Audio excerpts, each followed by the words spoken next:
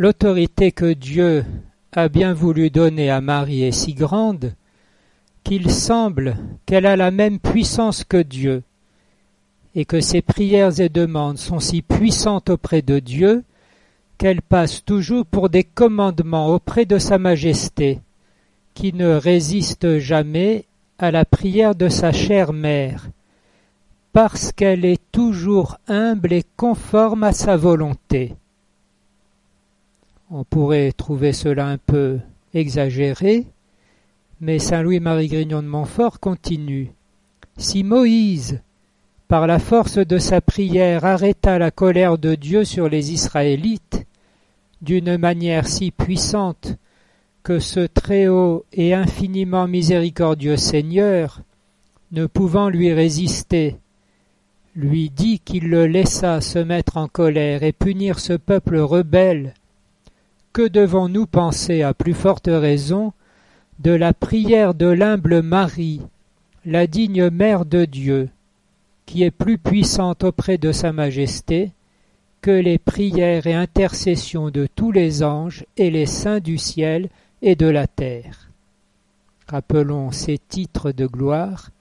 Elle est la mère du Christ, la mère de Dieu.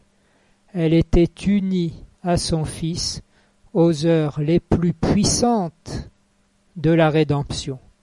Là se trouve cette union totale de volonté qui fait que la Vierge Marie veut ce que Dieu veut et que Dieu veut ce que veut la Vierge Marie.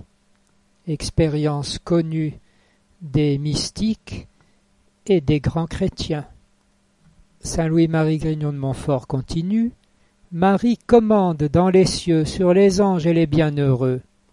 Pour récompense de son humilité profonde, Dieu lui a donné le pouvoir et la commission de remplir de saints les trônes vides dont les anges apostats sont tombés par orgueil.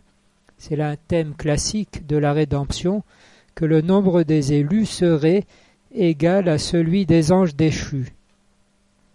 Telle est la volonté du Très-Haut, qui exalte les humbles, que le ciel et la terre et les enfers plient, bon gré, mal gré, au commandement de l'humble Marie, qui l'a faite la souveraine du ciel et de la terre, la générale de ses armées, la trésorière de ses trésors, la dispensatrice de ses grâces, l'ouvrière de ses grandes merveilles, la réparatrice du genre humain, la médiatrice des hommes, l'exterminatrice des ennemis de Dieu, et la fidèle compagne de ses grandeurs et de ses triomphes.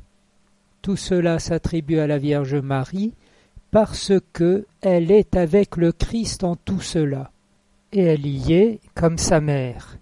Saint Louis-Marie Grignon de Montfort, en effet, rappelle qu'il ne s'agit que de la maternité universelle de la Vierge Marie, éclose au moment de la croix dans le mystère de la rédemption.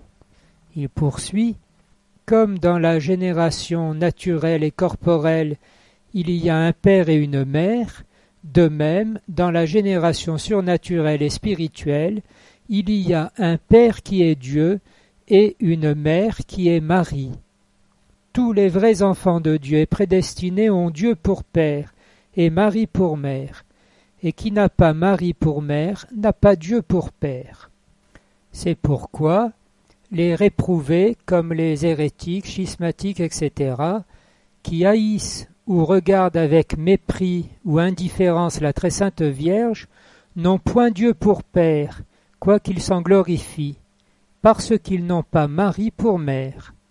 Car s'ils l'avaient pour mère, ils l'aimeraient et l'honoreraient comme un vrai et bon enfant aime naturellement et honore sa mère qui lui a donné la vie.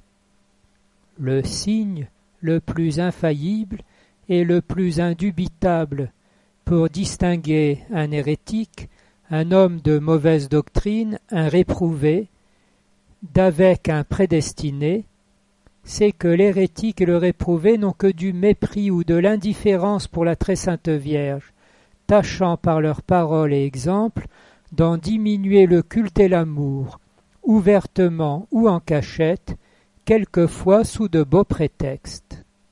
nous découvrons là, comme nous mettre dans le parti de la Vierge Marie en réponse au message de Notre-Dame de Fatima, c'est entrer, comme on le dit toujours, au cœur du mystère de la rédemption et pouvoir y servir.